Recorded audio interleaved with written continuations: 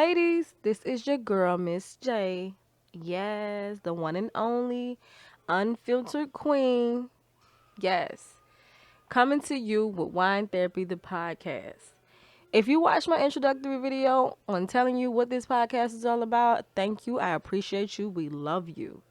And welcome back. But if you haven't, today is going to be really interesting for you. But I promise you're going to love every moment of this bumpy ride that we're about to go on. First of all, how are you guys doing today? I hope you guys are doing great. It's sunny outside. The birds is chirping. There ain't no rain. Yes, it's a good day. It is a real good day. If you still breathing, it's a good day. Well, with that being said, y'all, before we get into anything else, before we start this episode, I just want to stop for a quick little second and just thank God. Thank God for waking us up this morning. Thank God for us being able to go to our jobs. Thank God that we're not fired. Thank God that we're still in good health. I just want to thank Him. I mean, you have to take at least 10 seconds out your day to say, thank Jesus, thank God, I'm still here. So thank you. Thank you. Now that we got that out the way, y'all, we got to get into this podcast. Today's podcast is about raising kids. You feel me if you have kids. Well, ladies, if you don't already have your glass of wine, go ahead and grab it because it's about to get real. Okay, like I said before, today's episode is going to be about raising kids. When people mention raising kids, they always say it's hard. But I personally think that's an understatement. Raising kids isn't just hard, it's painful. I mean, think about it. You have this mini version of yourself that amplifies every part of yourself that you pretend you don't know about. Like, for instance, okay, so my son is severely stubborn, right? And most days when I go through these issues with him, I'm sitting there saying things like, oh, I don't know where he gets this from. Like, oh my God, like, it got to be from his daddy.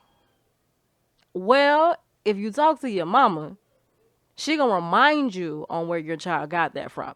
Because she reminded me on a couple of instances where I was just severely stubborn. Like, I was beyond help. And even in my adult life, I am still stubborn. But you don't really see that. Like, your child is a reflection of you. Your child is a reflection of not just you, but the father as well. But a lot of times we like to blame it on outside things, like, oh, it's something going on, like, oh, it's a traumatic thing. Most times it's not something traumatic or a disorder or anything like that. It's you. Your gene amplified, your trait amplified. It is that part of you that you like to pretend you don't know about. And it's in your child, and he or she is kind of reflecting that.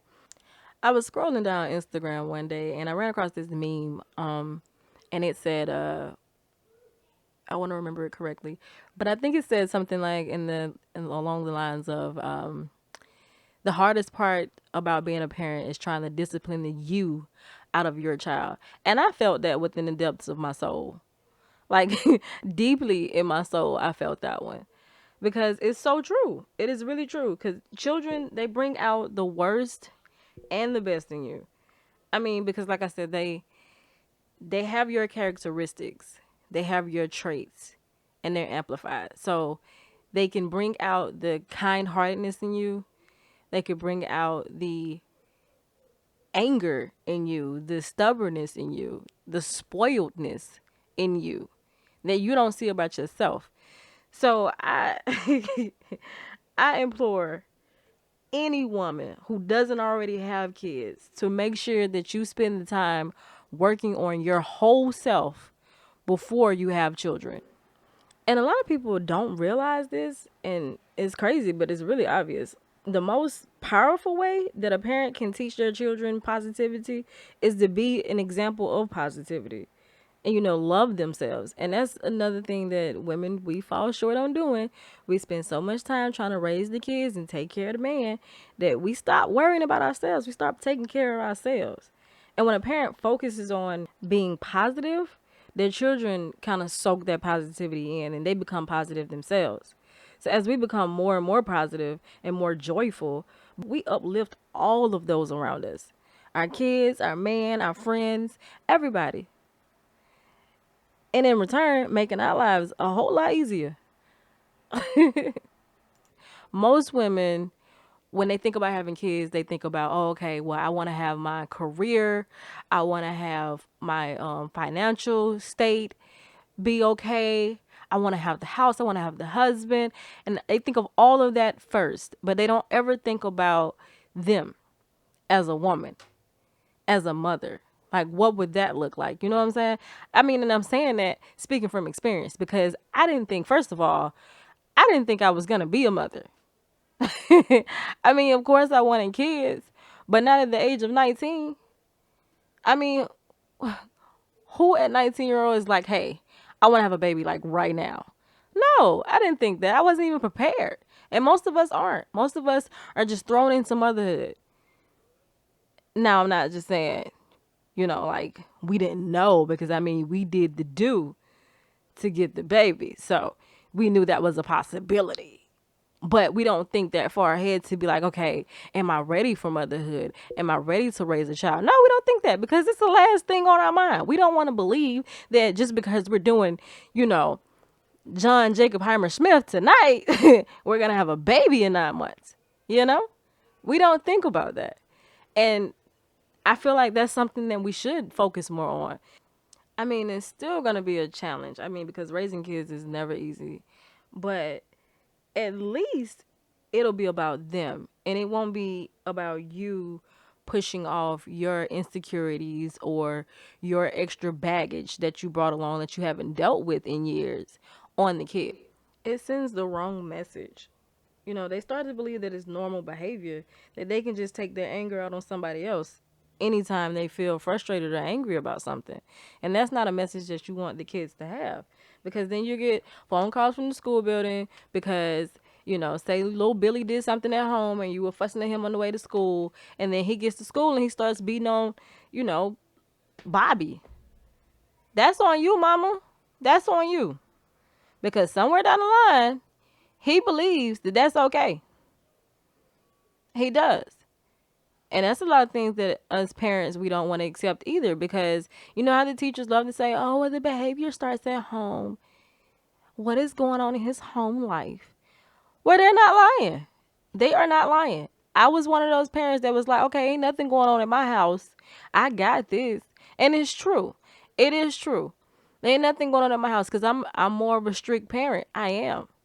Because I don't allow certain things in my household, which means when my son goes to school, he's acting the fool because he's not in my household anymore. He's not around me. The teachers can't whoop him. The teachers can't do nothing to him. So he's in there acting a straight clown. And then I show up and all of a sudden he's apologetic. I'm sorry. I didn't mean it. And when this was brought to my attention, it threw me off completely because I'm like, okay, first of all, I didn't raise you like that. I raised you to be respectful and I raised you to behave. But inadvertently, what I actually had taught him was to be respectful in my presence, to behave in my presence. But he wasn't doing that at school. He had learned, okay, when mommy's around, I act a certain way. But when she's not there, I do what I want because they're not mommy. So then I have to go back and reteach what I thought I had already taught. Only human and no child was born with an instruction manual. It's just basic trial and error. I mean, you're going to try some things and you're going to fail at some things. But you're going to learn. You're going to learn what's best for your child, what works best for you. You're going to figure it out. And that's pretty much what motherhood is all about. It's just figuring it out day by day, one step at a time. And a lot of people like to bash you, like all this mom bashing I see, all this dad bashing I see. First of all, if you wake up in the middle of the night because your child is screaming from a nightmare and you sit up with them and you got to be to work early in the morning to make sure that they get back to sleep and they're okay, you're a great mom. If you take care of your child when they're sick, you're a great mom. If you pick your child up for school, you're a great mom. You make sure that they're ready for school, you're a great mom. Like, there's nothing anybody can tell you when it comes to your child if they're not taking care of your child. I can't stand that. That's one thing I hate to see is all of the mom and dad bashing. Like, first of all, the world is very scarce on good dads. Very scarce on good dads. So if you see one, commend him. Don't bash him. Don't put him down because he's not doing it your way. It's not your child. Leave him alone. Like, oh my goodness, it takes a village to raise a child. And these kids, honestly, these kids would be so much better off if people would stop trying to put each other down in their different parenting styles and actually work together to raise these kids. Because back when I was little, there was nothing I could get away with without my mom finding out before I even got home. They took the village serious, literally. You was home before the street lights went off, and if you was doing anything funny, the neighbor said, "I already told your mom before you got to the house." If it was like that now, these kids wouldn't be so unruly. But I digress because I went a little off on that rant. So I'm coming back, y'all. I'm gonna bring myself back to the topic. You know what I'm saying? So what I was getting to was, like I said, every parent is different. You can't raise your child the same way your friends say she do. You might have different parenting styles. It just won't work. You the parent and you spend most of your time with this child, so you know what's best for your child. Not Keisha from down the street. Keisha from down the street can tell you what she do for her child, but she can't tell you what to do for yours. Y'all have two different children. Two completely different children. You guys are two completely different people. You know what I'm saying? Now, I'm not saying you can't get advice from your friends because I have friends with kids that I get advice from all the time. If I try something and it doesn't work, I'm reaching out and I'm like, hey, I tried this. It didn't work with Ashton. What do you do when so and so does this? And then they tell me what they do. And if I feel like it could possibly work, I'm working on it. I'm trying it. That's what parents are about. That's what motherhood is about. You try it. You try whatever you can, anything you can do to help your child prosper in life. I mean, that's what it's all about. It's all about making sure your child has the best life possible. Always. That's all motherhood is about. And like I said, no, you're not going to get it right. Your mom before you didn't get it right on the first try. No, she didn't get it right on the first try. It was trial and error with you too. And I'm pretty sure you have some stories you can share about it. All the times where you got in trouble for things you didn't do. That was trial and error, you know? And the same thing with your siblings. If you have some, they can share the same exact stories. That's what motherhood, that is what being a parent is all about. Just trying it to see if it works, to make sure that you have the best life possible, set aside for your child. That's basically what it's about. But the other side of motherhood that a lot of people, well, I wouldn't say they don't talk about because I've actually seen them talk about, but my biggest pet peeve is when a mom has a baby and she's in her career, she's in her bag, getting to her coins. And then she's pregnant and she has the baby. Once she has the baby and she gets back to work, the first thing they want to ask her is how do you balance it? How do you balance it all? Motherhood and a career. What do you mean? Because her husband just had a baby too, but you didn't ask him how he's balancing it. I mean, I understand that a mother does majority of the work, but motherhood is natural for women. It's something that it's not more of a balance. It's just something we do. Now, if you want to ask me how I'm balancing something, ask me how I'm balancing personal time. Ask me how I'm doing that. Because in between my husband and my kids, finding personal time is the hardest thing for me. And also, what we as parents have to remember is our words have the power to either tear down or uplift our kids. So we always have to be mindful of the things that we say to them and the things that we say around them and the things that we speak on their lives and on ours.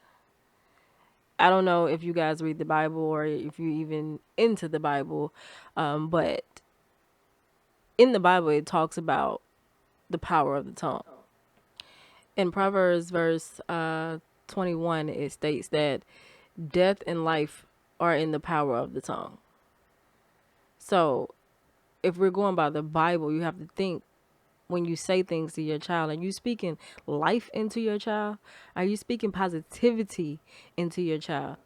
Or are you speaking negatively? Most parents, we don't think of things like that. Most parents, we react.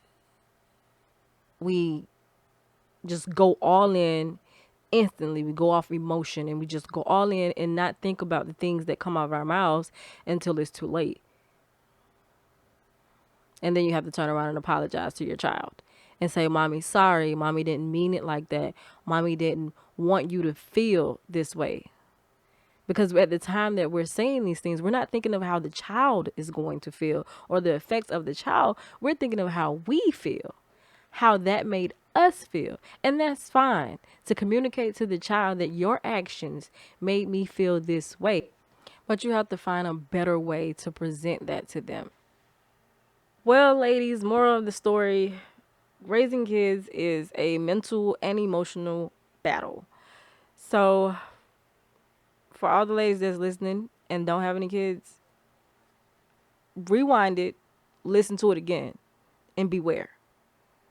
They're cute and cuddly and adorable at first, but then they grow up into be little monsters.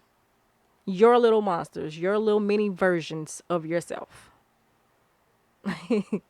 Well, that's all that I have for you guys today. So, like I said, if you like this, hit the like and subscribe button on YouTube. Follow me on Instagram at the Queen Unfiltered or the Unfiltered Queen. I can't get it together today, y'all. I'm tired and I'm hungry. But tune in for the next episode. It should be interesting. And leave comments or advice or whatever below. Let me know what you want to hear, what topics you want to talk about. Because right now I'm just freestyling, y'all. Miss J is out.